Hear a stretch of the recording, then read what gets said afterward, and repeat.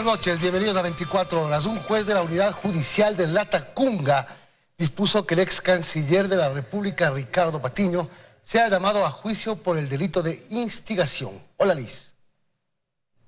¿Qué tal, Milton? Amigos, buenas noches. El exfuncionario del gobierno de Rafael Correa se encuentra fuera del país desde el pasado 16 de abril. Con esta noticia empezamos hoy. El ex canciller Ricardo Patiño fue llamado a juicio por el delito de instigación. Así lo resolvió un juez de la Unidad Judicial de Latacunga. Por esa infracción tipificada en el artículo 363 del Código Orgánico Integral Penal, yo lo he denunciado y esperé que con esa euforia combativa que él llamaba a sus seguidores a tomarse instituciones públicas, se presente con esa misma euforia a combatir en derecho. No lo ha hecho. En el primer tiro al aire ha salido corriendo. La defensa de Patiño señaló que la denuncia carece de motivación. Toda la discusión en relación a la jurisprudencia del sistema interamericano ni siquiera mereció un mínimo análisis de parte del juez y por ende estamos ante un claro caso, una decisión injusta que esperamos en el futuro pueda ser revocada. La causa está suspendida, ya que Ricardo Patiño se encuentra fuera del país con una orden de prisión preventiva en su contra. Que lo ha denunciado es un ciudadano. Yo no soy funcionario público, no soy asambleísta, soy un ciudadano que conoce de los derechos y de las infracciones. Este señor ha cometido una infracción, esperemos que se presente porque su conciencia parece que ha pesado más. Por eso lo hizo salir, como salen todos los delincuentes, vía terrestre. Ni siquiera salió por la capital de la República o por el puerto principal que es Guayaquil. Salió por Perú, como salen todos los delincuentes. En Cotopaxi, Juan Pablo Toro, 24 horas. El ex asambleísta Pepe Acacho reacciona al ver que desde el gobierno de Correa se daba seguimiento al juicio en su contra y hasta se sugerían nombres de jueces para conocer su causa. Acacho fue sentenciado por sabotaje y terrorismo tras una protesta.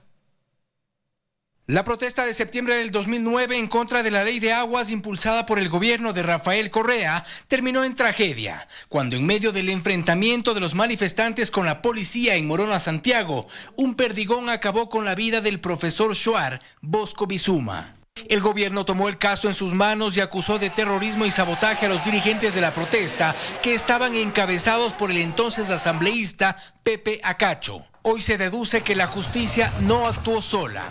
Los correos electrónicos de Pamela Martínez revelan las directrices que salían desde Carondelet para lograr las sentencias. Fíjense que habían sabatinas que emitían sentencias antes de que la justicia determine responsabilidades. En este correo se adjunta el informe del caso Bosco Bizuma y en él Pamela Martínez le reporta al secretario particular de Correa, que en 2012 era Gustavo Yalc. Cabe destacar que luego de nuestra supervisión y gestión, tanto el recurso de nulidad como el recurso de apelación fueron resueltos y negados el 26 de junio de 2012, por lo que se confirmó el llamamiento a juicio de los procesados. A la par, Pamela Martínez le cuenta sobre la integración de la sala que se encargaría de la sentencia y ante posibles recusaciones y excusa de jueces, sugiere nombres de otros, diciendo que el juez Remigio integre la sala de conjueces para que conozca y resuelva. El juez Germán M. podría integrar la sala. Para esto se designaban jueces golondrinas que venían para casos específicos y enseguida echaban vuelo como en el invierno. Sentenciado a 12 años de prisión en 2013, Pepe Acacho ahora confirma lo que dice que para entonces era una fuerte sospecha. La presidencia de la República supervisaba juicios y sugería jueces para los casos de su interés. El caso, no obstante, dio un giro al final. En 2018 la sentencia de Pepe Acacho prescribió y el dirigente recibió el indulto por parte del presidente Lenín Moreno. En Quito, Fausto Yepes, 24 horas. 2 denuncias llegan a la Fiscalía General para que se investigue una presunta intromisión en la justicia durante el gobierno anterior. Ocurre tras la revelación de los correos de las ex asistentes de presidencia, Pamela Martínez y Laura Terán, dentro del caso Sobornos 2012-2016. Con la esperanza de que en esta ocasión su denuncia respecto a una intromisión en la justicia se vea respaldada por los 12.000 correos judicializados dentro del caso Sobornos 2012-2016, integrantes de la Mesa por la Verdad y Justicia, Perseguidos Políticos Nunca Más, y el asambleísta de Creo, César Carrión, acudieron a la Fiscalía General para presentar su denuncia por separado respecto a una supuesta manipulación del correísmo en casos judiciales emblemáticos. Aseguran que esta documentación probaría lo que ellos han evidenciado años atrás e involucraría a 495 jueces y fiscales. Vamos a solicitar que la Fiscalía entregue copias certificadas de los 12.000 correos para determinar el comportamiento de los jueces y fiscales. Existiría una organización extrajudicial que hacía el seguimiento y la injerencia política a los perseguidos del régimen de Rafael Correa. Las disposiciones que se tomaban desde Carondelet habrían alcanzado uno de los hechos trascendentales del correísmo, el 30S, por el cual, recuerdan, se procesó a más de 14.000 servidores policiales. 110 sentenciados, 1.200 bajas voluntarias y bajas forzadas. Ahora nadie sabe, ya se olvidaron cuando en aquella década decían prohibido olvidar. De comprobarse, aseguran, exigirán una reparación integral a las víctimas de una persecución política gestionada desde Carondelet. En Quito, Daniela Valencia, 24 horas. Atención, el presidente de la República dispuso tramitar el indulto para Pablo Chambers, quien fue detenido el fin de semana por una sentencia de 2017 por falso testimonio. En su cuenta de Twitter, el presidente Moreno señala que, consecuente con la línea de no criminalizar la opinión y la crítica, he dispuesto a tramitar de inmediato el indulto presidencial para el señor Chambers, quien fue procesado y sentenciado luego de actuar como veedor de contratos de familiares de Rafael Correa.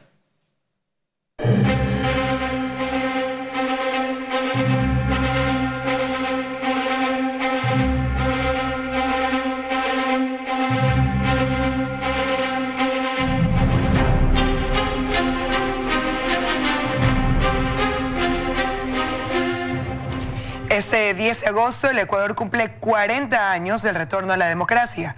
4 décadas de historia política, económica y social que Teleamazonas quiere recordar destacando los momentos más trascendentes para los ecuatorianos. Aquí iniciamos una serie de 4 reportajes que resumirán una década de historia desde el retorno a la democracia.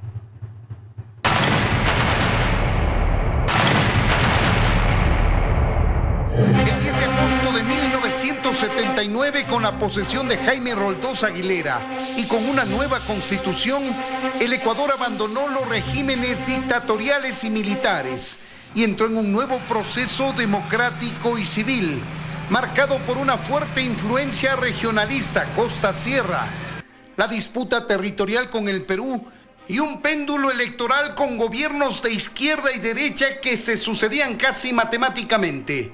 Roldós era un joven abogado guayaquileño defensor de los derechos humanos, vinculado con los sectores políticos de la costa, que tuvo a su cargo el regreso a la democracia. Las democracias no deben ni pueden ser débiles. Y enfrentó una derrota militar en la guerra de Paquilla frente al ejército peruano que reclamaba la ejecución del protocolo de Río de Janeiro de 1942. Este Ecuador amazónico, desde siempre y hasta siempre. ¡Viva la patria!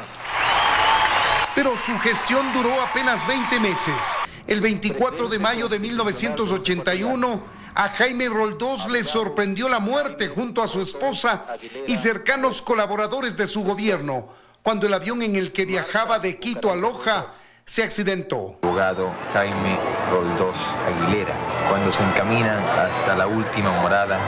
Asumió el cargo Osvaldo Hurtado Larrea, joven abogado que ya tenía una amplia e importante trayectoria política, alrededor de cuyo nombre se materializó la alianza entre la Democracia Popular y la Unión Demócrata Cristiana para convertirse en el compañero de fórmula de Jaime Roldós y en el equilibrio regional por su origen de la sierra. Su presidencia, que arrancó inesperadamente desde el 24 de mayo de 1981, tras la muerte de Roldós, y que se extendió hasta agosto de 1984, fue accidentada.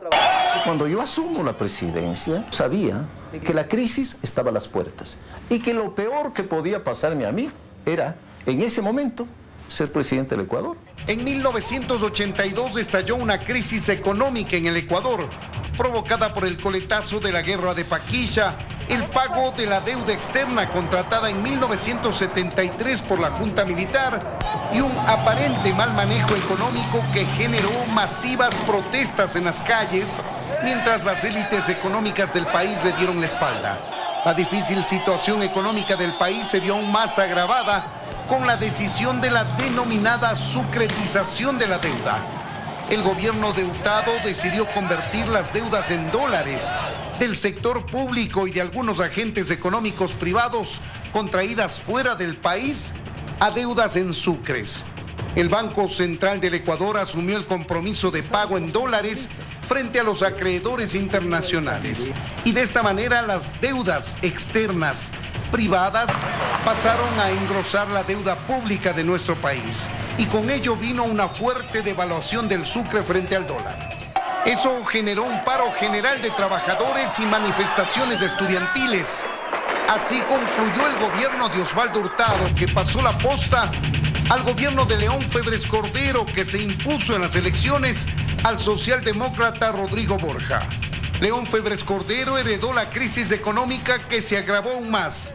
En su gobierno nació un movimiento subversivo, el Alfaro Vive Carajo, que cometió una serie de asaltos bancarios, secuestros y demás delitos para financiar su actividad subversiva, que fue duramente combatida por Febres Cordero.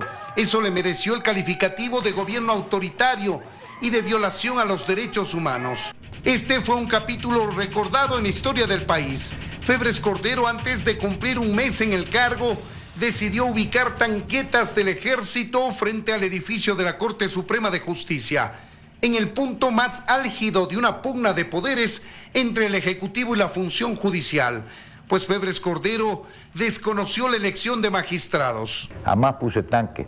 Yo con la policía impedí que suban a la Corte Suprema de Justicia los jueces que inconstitucionalmente habían sido nombrados por el Congreso. Un año después de este episodio, en septiembre de 1985, se produjo otro escándalo de proporciones, cuando los subversivos de Alfaro Vive Carajo, que habían secuestrado al banquero Naim Isaías Barquet, son acorralados en un operativo policial y muere el banquero en el intento de rescate. 6 meses después, en marzo de 1986, se produce un nuevo capítulo de tensión política en el país. El comandante general de la FAE, Fran Vargas Pasos, protagoniza una rebelión tras una denuncia por la compra irregular de un avión Fokker y se produce una balacera en la antigua base aérea. 10 meses después, en enero de 1987, se produce el denominado Taurazo. Comandos de la base aérea de Taura, en Guayas, secuestran al presidente León Febres Cordero y a su círculo más cercano y le obligan a firmar un documento para liberar al general Fran Vargas Pasos, que había recibido una amnistía del Congreso, y no sancionar a los comandos que lo secuestraron. Hubo 5 muertos en ese episodio, que días después terminó con la detención de los comandos que secuestraron a Febres Cordero. El 8 de enero de 1988 se produce la desaparición de los hermanos Restrepo y se responsabilizó a la policía que registraba la detención de los menores, luego de lo cual nunca más se supo de su paradero, pese a la incansable lucha de sus padres. Así concluyó un accidentado gobierno de Febres Cordero con episodios políticos que marcaron la historia del país. Estos primeros 10 años de retorno a la democracia tuvieron realmente mayor agitación política que durante los últimos años de dictadura. Febres Cordero dejó el cargo y tomó la posta a Rodrigo Borja Ceballos, a quien se negó a ceñirle la banda presidencial por su rivalidad política, y en su lugar lo hizo el presidente del Congreso. En Quito, Freddy Paredes, 24 horas. Más noticias. Pese a la resolución de la Corte Constitucional de dar paso a la reforma parcial de la Constitución vía referéndum para eliminar el Consejo de Participación, la Asamblea insistirá en su propio camino, la enmienda para únicamente quitarle funciones al Consejo. El movimiento ahora tiene 180 días para recoger las firmas una vez que el CNE le entregue los formularios. Lo hacen tras recibir el visto bueno de la Corte Constitucional. Con esto se busca iniciar los trámites para eliminar el Consejo de Participación. Esperamos que el Consejo Nacional Electoral conozca el dictamen de la Corte en esta semana. La decisión de la Corte, dicen, debe ser tomada en cuenta por la Asamblea y dar paso a las propuestas de reforma parcial. Lo lógico, inclusive, para ahorrarnos tiempo y recursos en el tema de estar consiguiendo firmas, que aparte de estos toma 6 meses para hacerlo, creo que puede ser mucho más rápido y mucho más eficaz que lo haga la misma Asamblea Nacional. Lo que se pronuncia la Corte tiene que ver con la eliminación y lo que tiene que ver, lo que nosotros hemos venido discutiendo hace más de 2 o 3 semanas, es específicamente delimitar las competencias al Consejo de Participación Ciudadana. Por eso, desde el acuerdo legislativo, dicen, van a insistir en la enmienda para limitar al Consejo de Participación. Creo que es algo bastante riesgoso, posiblemente el que se vaya a una consulta popular es muy arriesgado. ¿El riesgo es por votos? El riesgo es eso, preferible, creo que lo debemos tratar en la Asamblea Nacional. Aunque la propuesta de enmienda aún no está definida al 100%, pues le falta acuerdos. Está faltando es el consenso político. Se logra ese consenso y entonces enviaremos la consulta respectiva. En pocos días habrá ese acuerdo, se remitirá a la Corte y esperamos tener la misma respuesta de la que se dio el día viernes. Ahora la decisión de la Asamblea y los acuerdos a los que lleguen internamente posiblemente se conozcan después de la vacancia legislativa, es decir, pasado el 30 de agosto. En Quito, Andrea Samaniego, 24 horas. La administración municipal de Jaime Nebot ya había negado las acusaciones sobre la contratación de Cima Digital, el proveedor de Troll Center de la Revolución Ciudadana, a quien la alcaldesa Cintia Viteri le adjudicó $300.000 en contratos.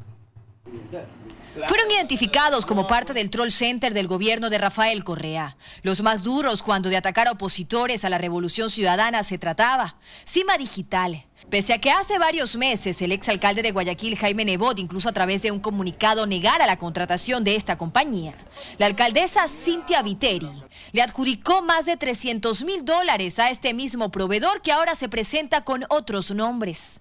La alcaldesa de Guayaquil, el 20 de mayo del 2019, adjudicó un contrato por $132.000 a Infotax S.A. y solo un mes después, el 20 de junio, otro por $180.000 a Maquia Contenidos.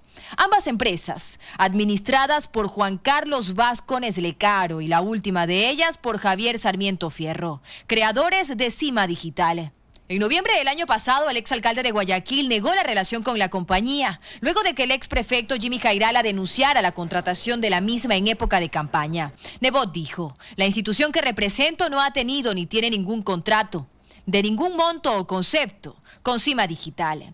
Ahora, la alcaldesa de Guayaquil, Cintia Viteri, justifica la contratación de Cima. El municipio de Guayaquil califica la necesidad de contratar estudios para la formulación de estrategias comunicacionales y servicios comunicacionales digitales para la difusión estratégica de proyectos, en la necesidad de retroalimentar a los ciudadanos sobre su gestión. Cima Digital de Juan Carlos Vázquez Lecaro obtuvo importantes contratos en el gobierno de Correa, en la presidencia, vicepresidencia, Ministerio del Interior, pero sobre todo en el Ministerio de Turismo, cuando Vinicio Alvarado era ministro. Algo evidente en la cuenta de Twitter de Juan Carlos Vázquez, aunque últimamente las imágenes que se ven ya no son de ese político. Dayana Monroy, 24 horas. Por casi 3 décadas, la gestión de recolección y tratamiento de los desechos sólidos de Guayaquil ha recaído en la administración de las mismas manos privadas. El servicio tiene detractores.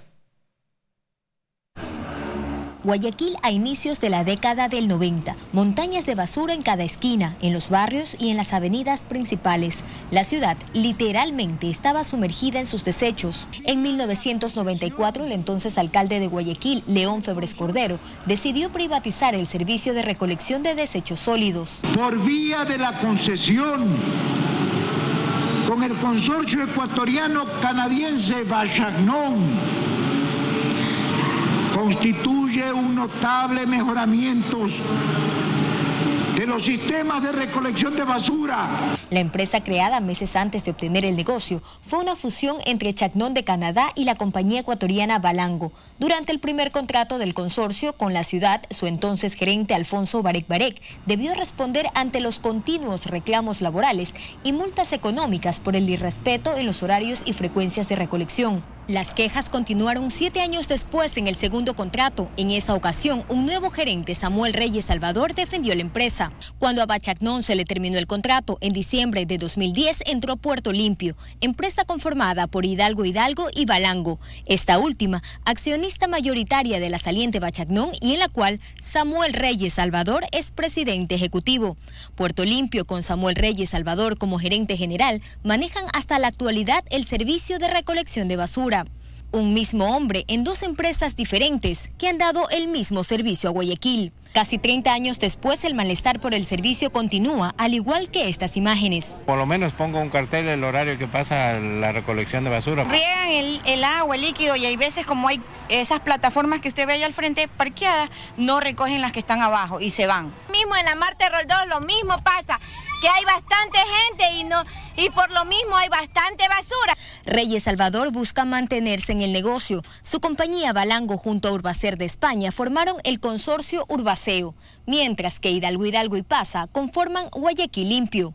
Se estima que la adjudicación se realice la segunda semana de este mes. La empresa ganadora tendrá 6 meses para su implementación. Joana Ramos, 24 horas.